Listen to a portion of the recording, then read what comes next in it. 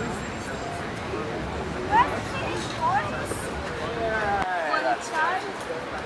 the stick.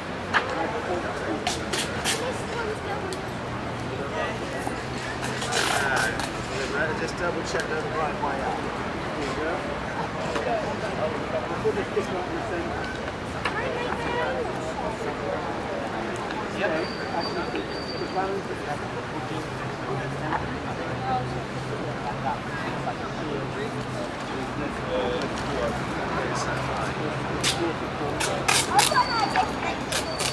one more. If we've got so many sticks, why don't we put 2 sticks on? Is it even more?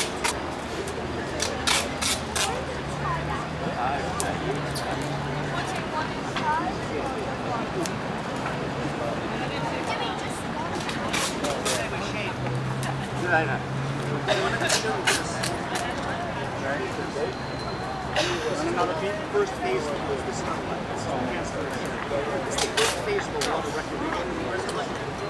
I didn't do one. Freedom of dance, but it's right here.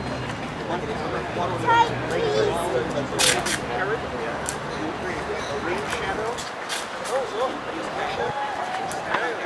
It's better to put it on you. Yeah, one, let's take a second.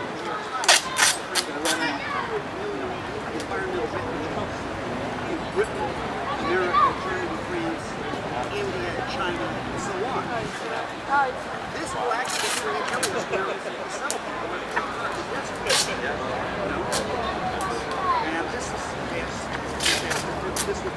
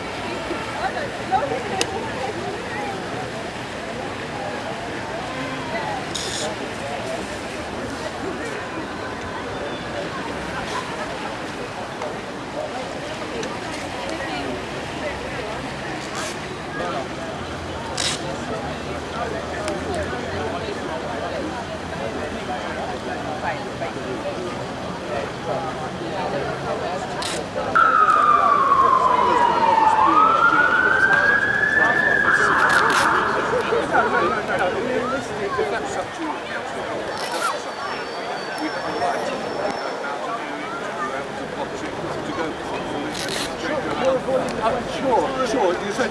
said sure. That's your book. Sure. We have the right to choose to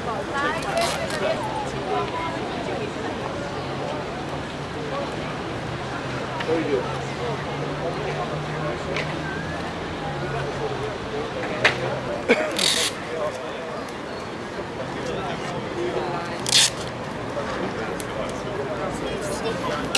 Mark, can make yourself a bender, bro.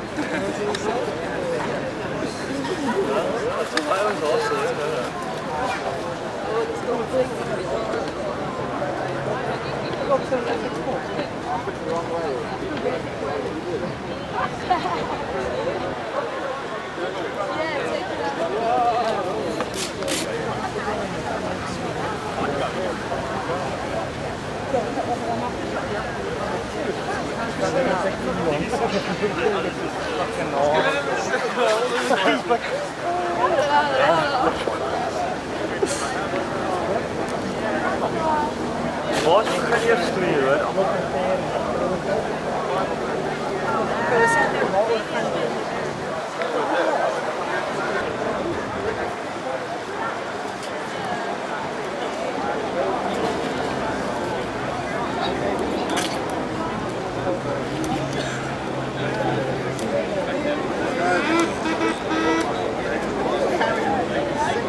I stand for the call. That's what I like, bro.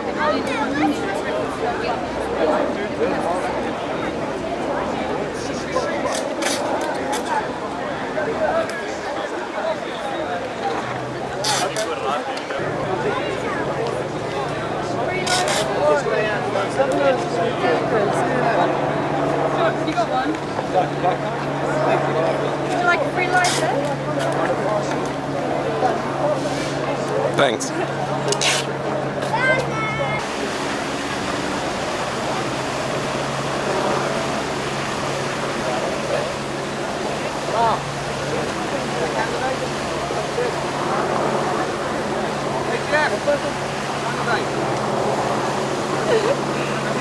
Estamos fora, né?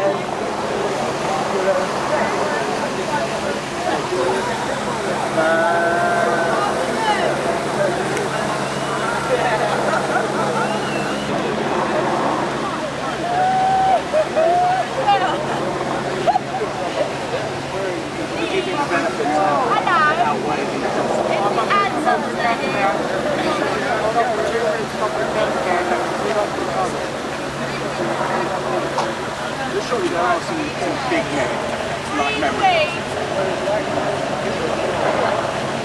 You can't deny that.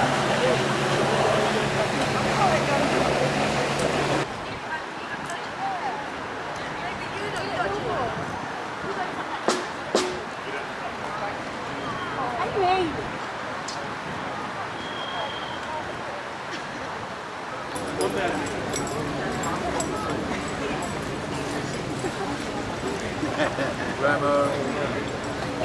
Very good value. That's Thank you.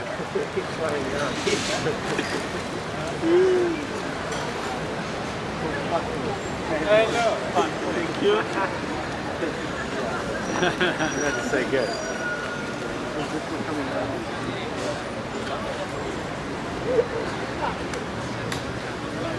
Was it steel wool? Hello. Hello, Bonnie.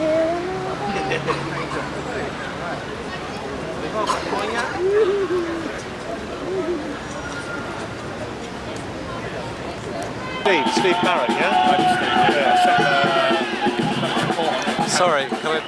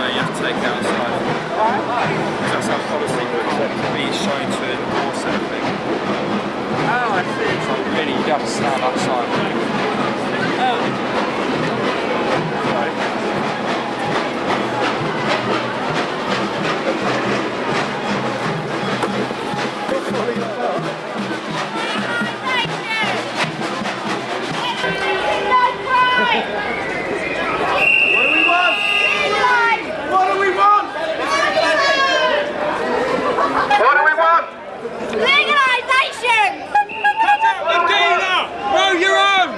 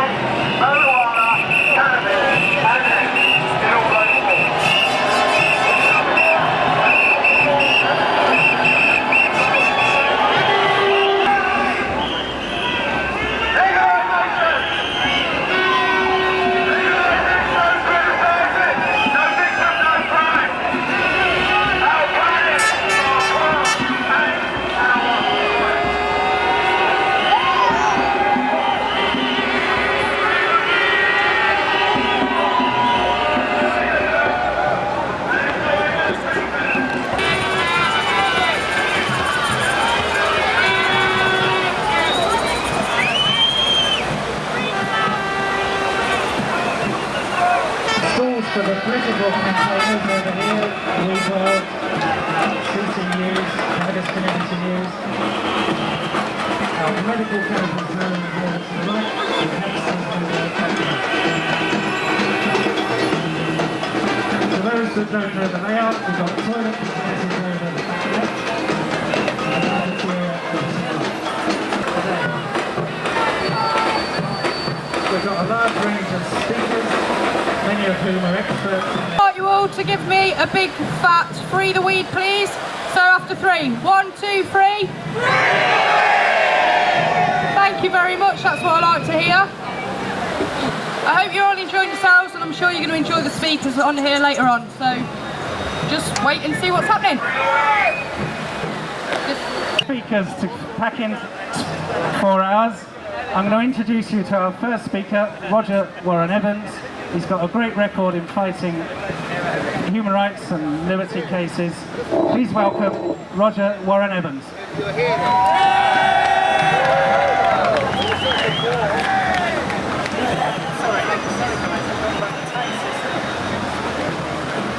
My friends, this is a great assembly. I just marched down from Russell Square with you. It was a great march.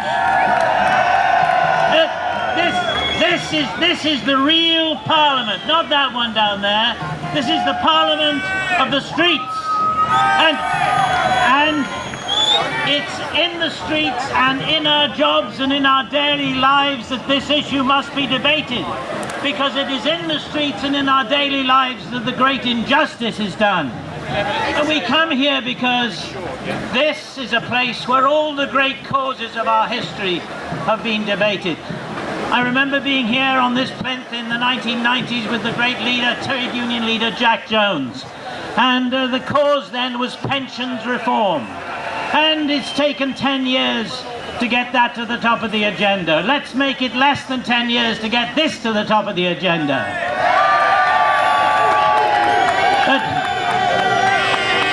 But the tradition of debating great causes here from the plinth of Nelson's Column goes back a long way. Jack Jones, who's now in his late 80s, he had stood here in 1937 and spoken for personal freedom on the Spanish Civil War in which he fought.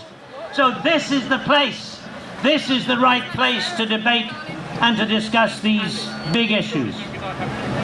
And this is the right occasion because we've got everyone here today. Seriously, this is a great cause of personal freedom and they should be in the lead. But law is important for another reason. It is the one cause that unites us all. You can see, look around you, we come from every creed, colour, strain of opinion, every possibility. But we are united in one thing. Prohibition must go.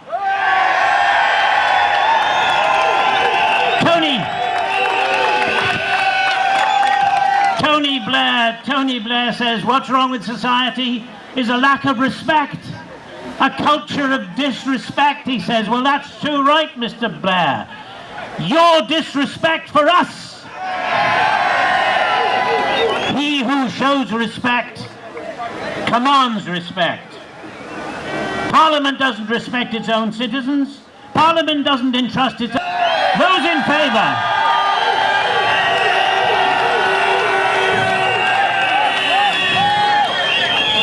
Those in favour say aye. We demand a society in which no countryman of ours relaxing with his friends will be searched by sniffer dogs. Those in favour say aye. We demand a society in which those who are addicted are not sent to court but straight to a doctor. Those in favour say aye. And we demand a society in which the higher laws of common humanity and common respect override the petty laws of drugs prohibition. Those in favour say aye.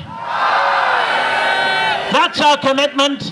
Make it last less than 10 years. That's what unites us here today. And that, my friends, is our great cause.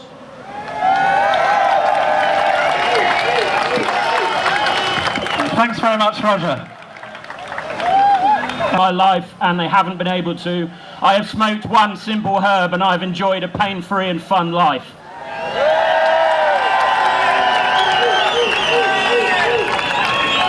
Thankfully, I'm of an age now where I can work for myself and I can stand up here and I can say it without any fear of a boss sacking me or anything else.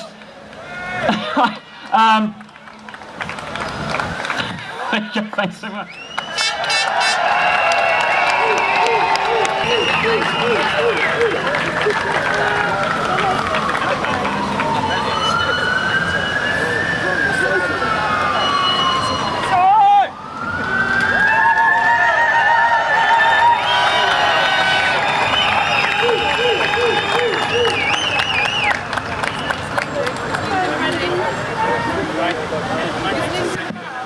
Hello. Who's been to Amsterdam? Who loves coffee shops? I opened 2 coffee shops in Worthing. We had the full routine, menu on the wall, big selection, ready rolled spliffs, bong service, the whole works. We had it all running there. We had it all running for a year in Worthing, man. Until the police stepped in and said, no, that's the end of that one. And eventually, after a few visits to court, they put me in prison for a little while. That was fun. So, people are going to be opening coffee shops around this country soon. And what I want all of you to do is when these coffee shops open, I want you to support your local coffee shop, yeah? Okay?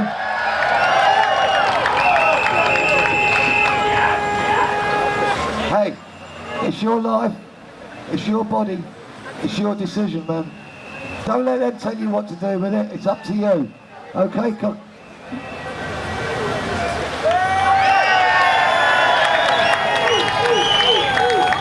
Freedom, freedom. Support your local coffee shop. Thanks very much. Bye.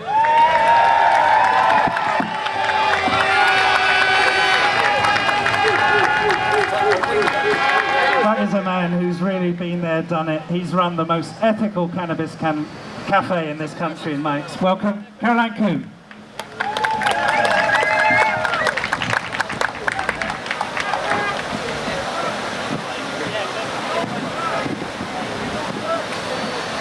Hello, good afternoon. Can you hear that? Good. First of all, I want to say that I'm going to have a little information for you after what I've had to say from Jacqueline Beanstalk, who can't be here today, who wants to say something about sniffer dogs and give you your rights about sniffer dogs. But before that, I want to dedicate what I have to say to all those people who are in prison today and all those dealers who are on death row. Don't demonize dealers, license them. The campaign for the end of prohibition is often pejoratively stigmatized as being silly, white, hippie, middle class. This is a problem because it has enabled politicians of the left to pejoritize our movement. And they fetishize working class origins and close their ears to the very sensible arguments we have to bring drugs within the law. Bringing drugs within the law is sensible. It will enable the police to control and reduce the dangers of excessive drug use, and it will take drugs out of the grip of dangerous armed criminal gangs. So that's why we want to bring drugs within the laws. We want to legalize deal experience. Most dealers of cannabis are black. And so they should be. Cannabis is an agricultural crop indigenous to non-white countries like Jamaica, India, Afghanistan, and Morocco. Yes, big up the countries that grow pot. There are more black men in jail in this country than there are black men in university. Our jails are crammed with people coming from poverty-stricken black countries as mules for drug dealers.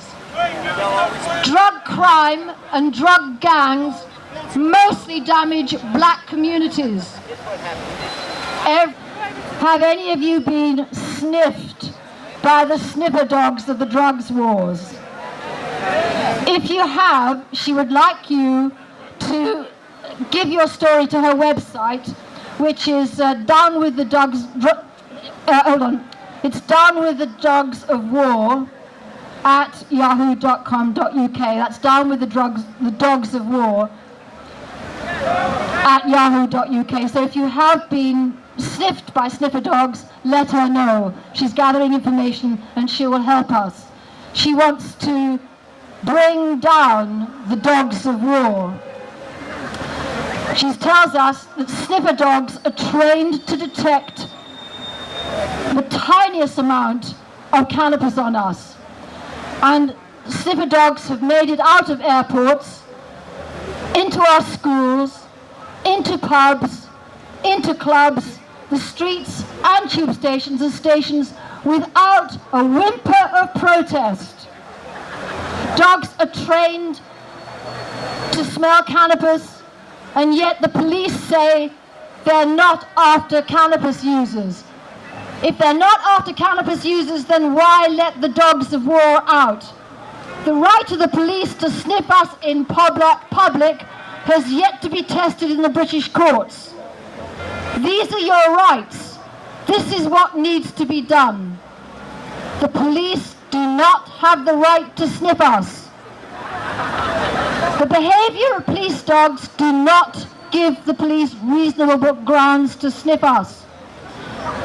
If a police officer tells you they have the right to search you because a dog has reacted to you, tell them you do not consent to the search. Don't obstruct them if they proceed to search, but make it very clear to them that you have not provided your consent. If it comes to court, you can challenge the legality of the search. And they do it to put an old lady in jail just to keep their show going, and it's become a jobs program. Now I've come here to England. I want to come here because I want to help you to articulate our message. No. So, I just want to say a couple of things. It's now about a year and a bit on from reclassification, and try and look at where the argument has gone since then. Well, I guess one of the good things to say is about a third less arrests each year for cannabis possession, which is good, which means less criminal records, less social exclusion, and more police time spent on serious crime. This has been linked to a drop in crime, certainly in Lambeth, where I'm from, 12% drop in crime over the last year, because less people are getting arrested for weed, and the police are focusing more on crack and street muggers, this sort of thing. But the problem is that it still leaves a huge trade, £6 billion a year, in hands that are by definition criminal. Okay? And that means that any disputes can't get settled through the small claims courts, and it leads to big gang culture, these sort of things, bad role models on the estates. Okay? What we want to do is try and get dealers off the streets and into cannabis coffee shops, into legal cannabis cafes with clear age limits, with clear information on the strength and origin of what we're smoking, but no advertising. We don't want to see advertising because we don't want to see big business involved. We want to keep this as little people's business. Okay?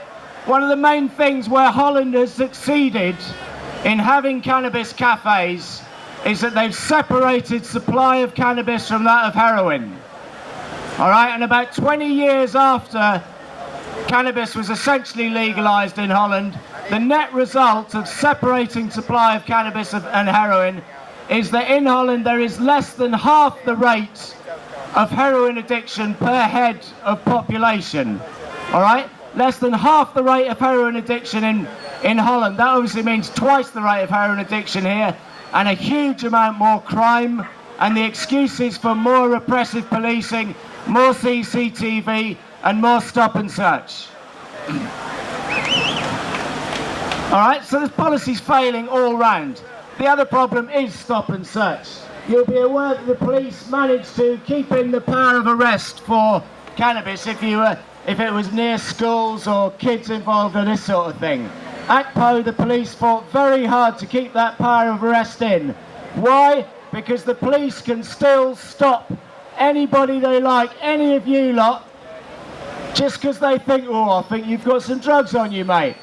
Yeah, we had riots in Brixton 15, 20 years ago, and it was the sus laws then. Now, 70% of everybody who gets stopped in Lambeth, and I suspect it's probably the same throughout London, the reason given by the police is, I think you've got some drugs on you. All right, this is unintelligent policing. This is not fishing, but trawling. It's another reason why we need to be getting cannabis off the streets into regulated coffee shops, clear information on what people are smoking, clear information on to whom it can be sold to.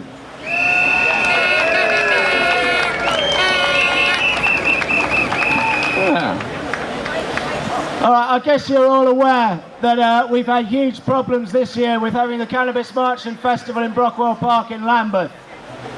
Yeah? I just got to clear up a few points about it.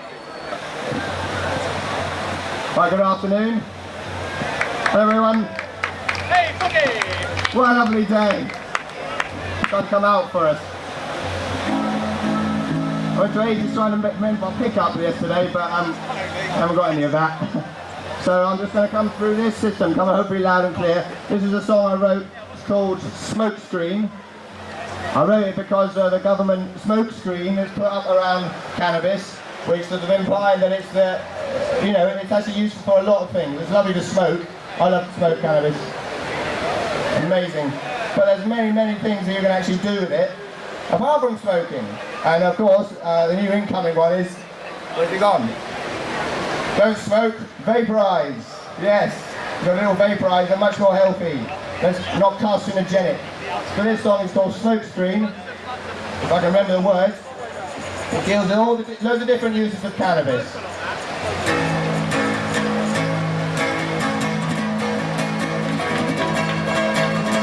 Can you see through the smoke screen? Or will you look, or will you close your mind? Cannabis is so much more than smoking. Woo! Oh, listen in. It really can save these times. Resources of this earth, they're finite, you know. We saw down the trees, our oxygen gets low. Well, it used to be law to grow it everywhere. Everywhere. Now it's hemp is illegal, who of us knows or who cares? What I do? Oh, there's a clamp down because hemp goods are good. It's a propaganda machine, my friends, hides the truth from our eyes. Every day, medicine and cloth, fuel, building matter. Grows on stronger, this wonder plant. What could surprise you? Cannabis can revolutionize our lives. The state of this planet, really could give it a try. And the head state of greed of our industries. Looking way to the greeds of our creativity. Or hemp is the salvation of this earth now. Okay, I know that's a grandiose thing to say on a day like this, but I don't think we're gathered here or I'm saying anything less than this. Suppressed facts, they can't be held down any longer. Information flows. It just gets stronger, so can you see through the smoke screen?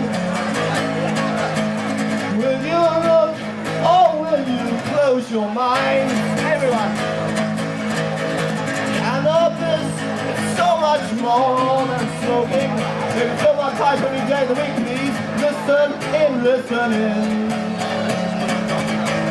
It really can save these times. One more time. Can you see through the smoke screen? Will you look or will you close your mind? Cannabis, it's so much more than smoking. Oh, pass that bit of it, I want a pipe. Oh, listen in. We really can save these times. Woo!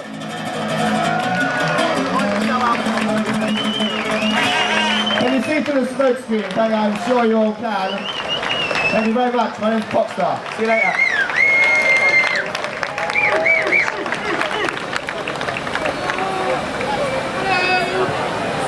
Hello. It's all at this microphone. I don't know whether I'm shrinking or if the microphone's growing a bit. Next. And to a white-haired but dignified older gentleman. And we have made some progress, but cannabis is not yet legal around the world.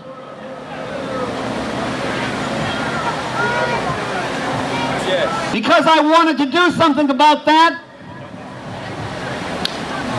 after the Independent on Sunday did their march in '98, I come over here and contacted my friends to start a global marijuana march to happen on the first Saturday of May in every city, in every nation, in every continent around the globe.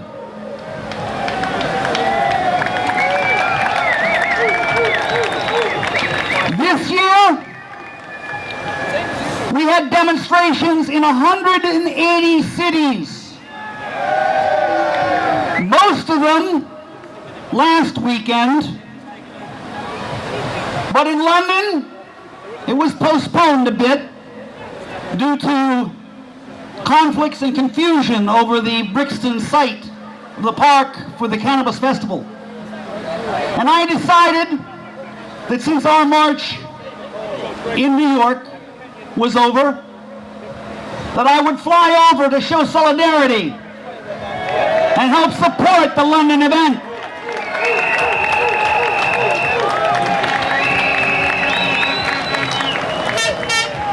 But what I want to do now is to expand into other cities and other countries. In my country, 150,000 people die a year from alcohol, accidents and domestic violence. 450,000 cancer deaths due to cigarettes. And contrary to what they tell you, it isn't the burn products that causes the cancer, it's the nicotine. The nicotine is a direct cause of cancer. People get cancer from chewing tobacco in the lining of their mouth. No one has ever got a single case of cancer from medical marijuana brownies.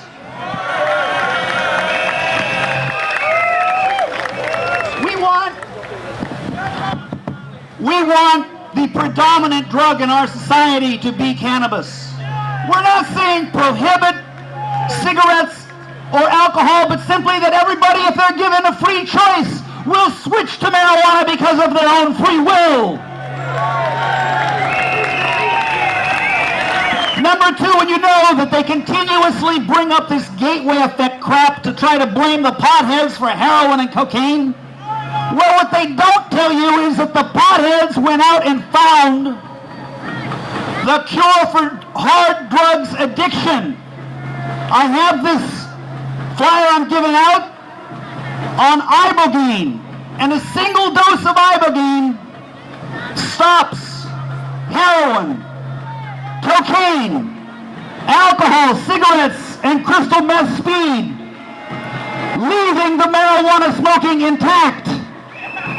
So we have the drug that will turn these hard drug users into peaceful and productive potheads. Ibogaine. And finally, because we have a tremendous problem with global warming, the deserts are spreading, the oceans are rising, we need hemp to save the environment. We are proposing today a global conservation court, an environmental draft to draft the corporate polluters,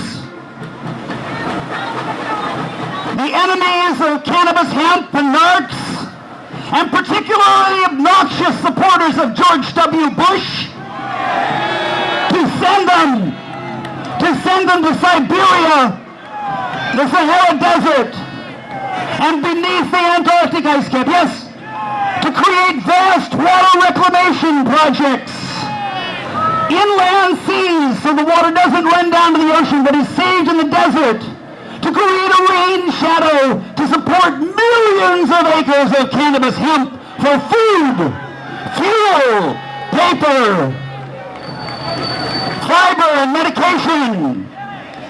So I am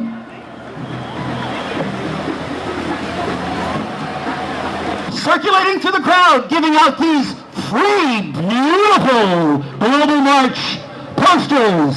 And named by Paul to free cannabis.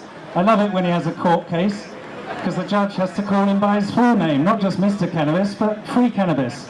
And when the jury return their verdict, you even hear a tannoy saying, all parties in the case of free cannabis to court 8 immediately. And barristers who've been in the job for years and years and think they've heard it all before suddenly go, what? And dash off to court 8. He's also delivered a cannabis plant to a previous Home Secretary. And obviously the young policeman outside was expecting and briefed for terrorism activities, but not somebody arriving with a cannabis plant. He was arrested and they charged him with possession of cannabis with intent to supply the Home Secretary, until they realised the next morning that was a bit foolish and dropped it to possession. Anyway, big up, free Rob.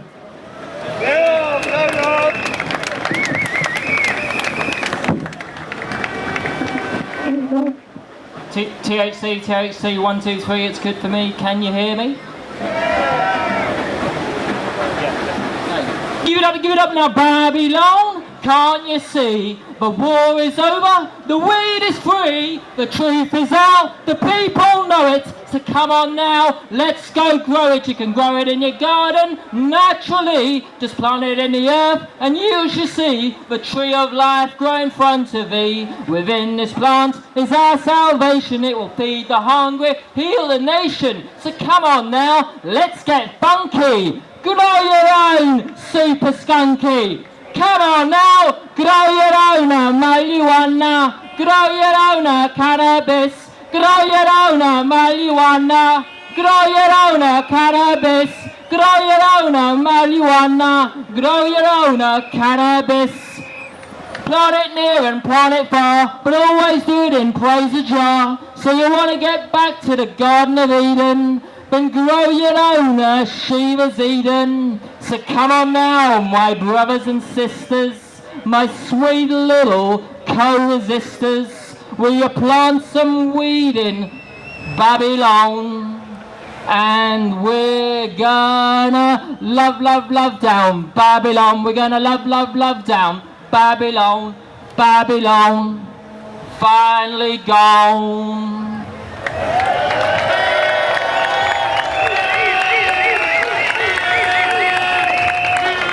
I'd love to share more with you. Time is very tight. September 25th, Hyde Park, high noon. I'll be giving out free cannabis in the form of these little cakes, and then I'm going to be heading up to Melly Police Station with a cannabis plant, offering myself to arrest, because that is where I feel the law will change, is challenging it in the courts and exposing the network of criminal organisations who are masquerading behind the facade of government. They are the criminals. It is criminal to lock someone up for growing, possessing and utilising a God-given plant.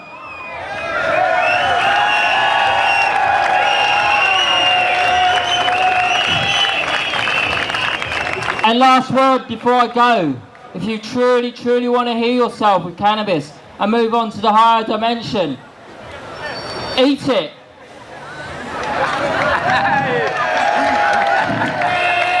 And eat it raw. That is the law. See you later, and I'll give you some more. Bye for now. Thanks very much, Rob. Okay, we are a broad church today. The movement's getting wider and stronger. Next, I'd like to introduce you to a human rights lawyer. Last week, Tony Blair was talking a lot about the importance of showing respect. He said he wanted a society where people respected each other. A very fine sentiment, if only he would respect our right to have our recreational fun without fear of arrest or prosecution. Respect is a two-way process. It sometimes means respecting people whose behavior, whose views, whose lifestyles you don't agree with. No one's asking the Prime Minister to light up a joint before he goes to Prime Minister's question time, although that might make it a bit more interesting. But we are asking that he shows us respect, the right to smoke or eat or drink or use cannabis in any way we see fit. Because when it comes to various drugs, we all know that the House of Commons, they're all on drugs. If it's not cigarettes, it's beer, it's gin, it's whiskey, they've all got their own drugs. Why can't we? How dare the MPs legislate to tell us that we can't have a bit of cannabis when they knock back their whiskies, their beers, their cigarettes, their cigars. All we're saying is, show us the respect that we show you. We may not want to drink whiskey, we may not want to drink gin, but we respect your right to drink those aperitifs if you wish. Just show us the same respect. And when it comes to cannabis, it's a drug where there is no victim. People make the choice, and compared to alcohol, as we all know, it's a far less dangerous drug. What we want is the right to make that choice, to have our fun in the knowledge that cannabis is far less harmful in its social and health consequences compared to alcohol. And yes, when the government says that smoking cannabis is bad for your health, they're right. And that's why we say to the government, eat it, don't smoke it. And when the government says to us that cannabis is controlled by drug barons, we say, yes it is. That's why we want the right to grow our own. We can grow our own, then we get rid of all the drug barons. So my final message to Tony Blair and the government is, you talked about respect last week. Show your respect to the people of this country who use cannabis as a recreational drug of choice. Recognize that compared to alcohol, it has very few social problems or consequences of badness. Recognize that people who use cannabis are making a choice, and in a free society, everyone has the right to make their choice, providing it doesn't harm others, which cannabis does demonstrably not. So, best wishes, keep up the fight. Let's make sure the government doesn't succeed in its attempts to reclassify this drug. Let's make sure that our rights and our respect is respected too. Thank you.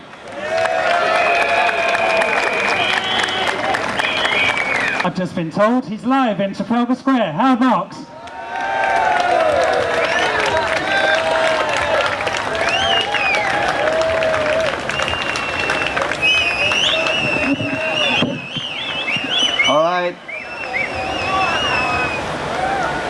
Thank you for being who you are.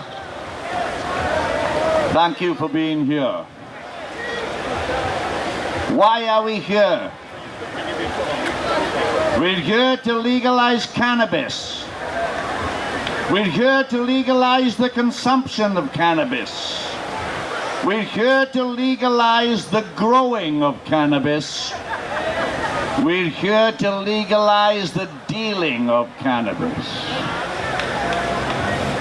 But what's your problem? What's your problem? It's easy to buy cannabis. It's easy to grow cannabis in your garden. It's easy to smuggle cannabis into this country. Don't you like breaking the law? Does crime scare you? Are you worried about losing your job if you take cannabis? Are you worried about being kicked out of school or college for taking cannabis?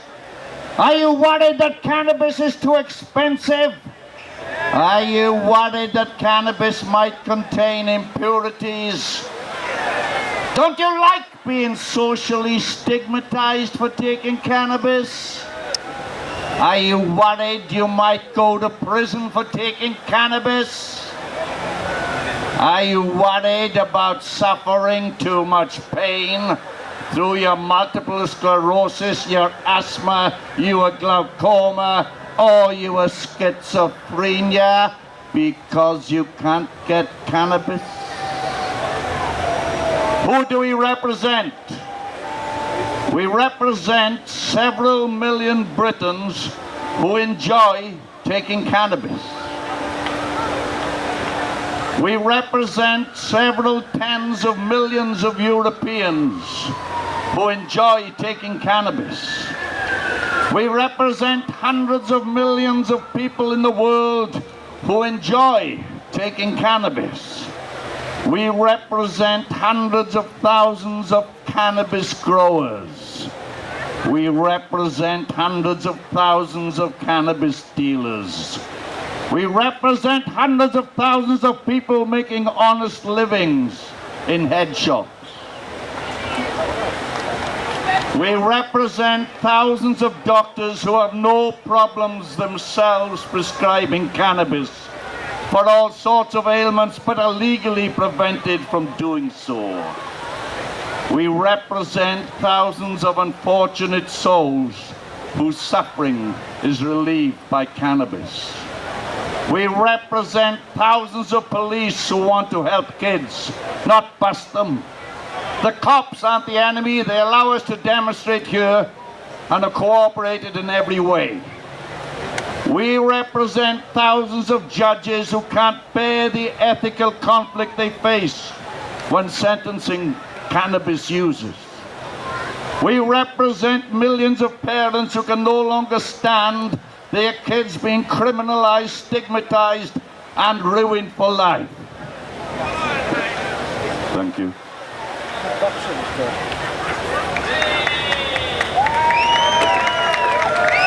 Thank you. We represent millions of kids who wish they didn't have to lie. Who represents us? Our government, just a mile down the road. Our government callously allows youth to be alienated, poisoned, imprisoned, and ruined. Our government suspiciously allows gangsters to distribute natural herbs at exorbitant profits, stripping the young of their hard-earned wages. Our government stupidly forces itself to lie and arrogantly disapproves of the recreational pursuits of millions of good, peaceful people. Our government fights God and nature by trying to rid the planet of cannabis. Our government spends massive and constantly increasing budgets enforcing its policy of cannabis prohibition. Our government continues to deny therapeutic benefits to those suffering from multiple sclerosis and other ailments. Our government has deaf ears, blind eyes, an unthinking brain, and an unfeeling heart. Our government is offensive, please make it listen to you. Thank you.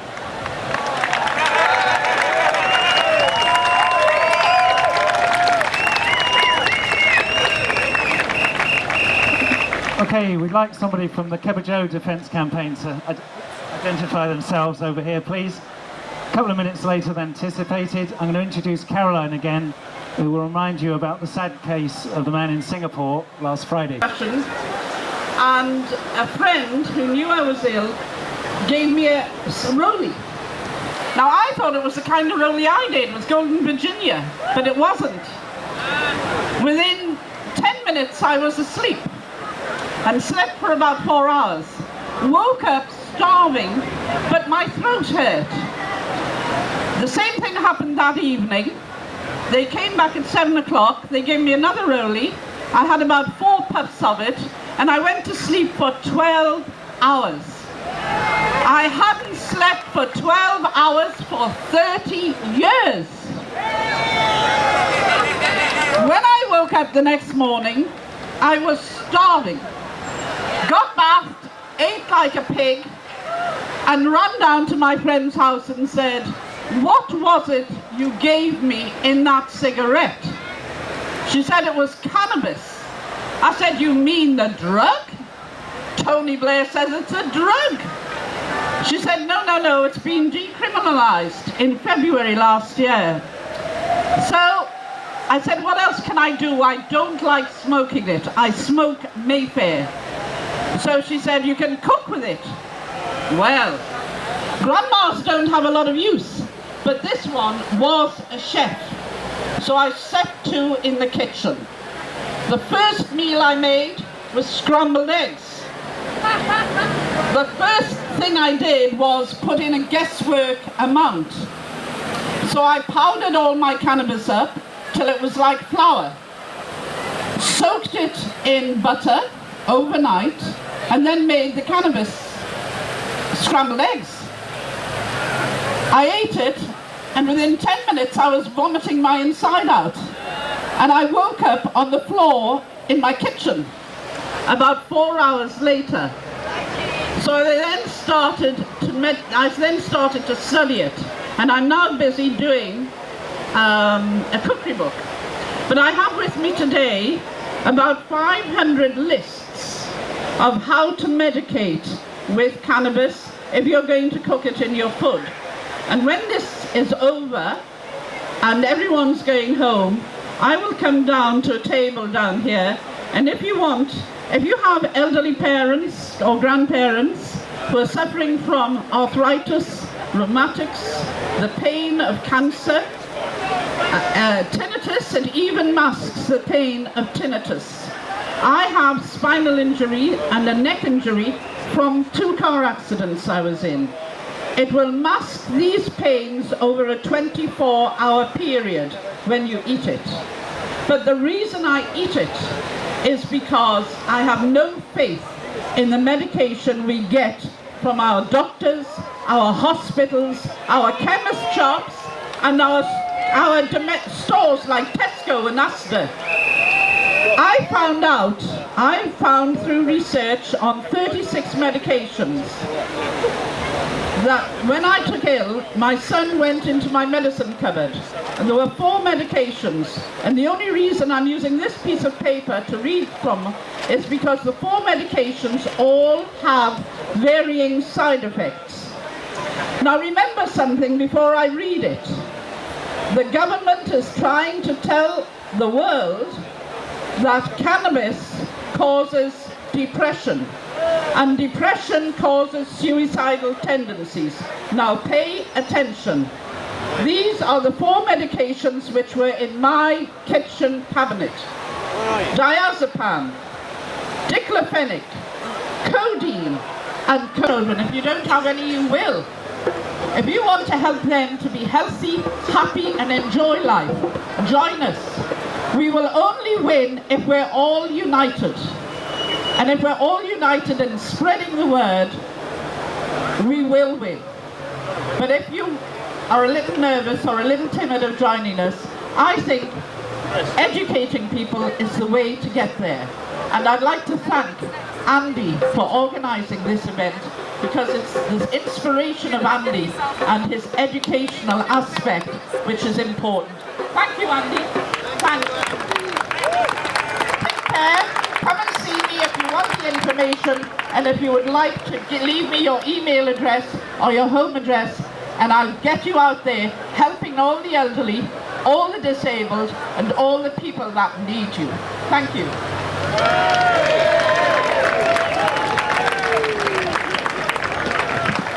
Granny Pat will be available to see you at 7 o'clock onwards in the tent in the corner there. Next up we have David Crane. He's from the Empire News. You can find him on the internet. He's going to talk to you for a little while, so here he is. Give him a nice warm welcome. Thanks a lot.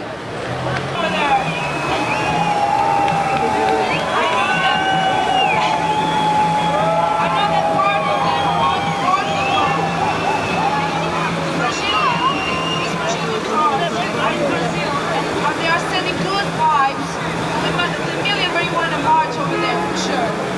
And valeu, gente! First million marijuana march on Rio de Janeiro was held in 2002. And it was actually the first one in South America, together with and for sure it was not to be forgotten, one not to be forgotten. Because of the peculiar circumstances which it happened and the obstacles that it faced. Photo shoot. The march was called in Portuguese Marcha Mundial da Maconha. Maconha, what is maconha? Maconha is that special and aromatic Brazilian marijuana, which is smoked widely all over the country. And if it is of good quality, it's like a delicacy. We started establishing contacts for that march far in advance. Despite the repeated requests, no outside group, political professional, was willing to offer their services to the cause and go peaceful. I remember contacting this prominent congressman whose name has been long connected to the legalization issue, and getting his secretary attempting to convince me that justifies the need for a march like this. In fact, Rio de Janeiro has seen really had that. And they walk around in a circle for half an hour and then they go to work. For those who watched the movie Cidade de Deus, City of God, nominated last year for the best foreign movie in the Oscar Awards, I would say that you get a very, very good mirror of what's going on in Rio right now, and more concerns with the connection between drug trade and violence in the so-called wonderful city. But the Brazilian situation is not completely unique, nor typically third world. It's more likely to be related to total repression by the state apparatus. There is characteristic of the U.S. war on drugs and tolerance zero policy. Third, has triggered war and widespread violence. Just for the record, last year the situation became so serious that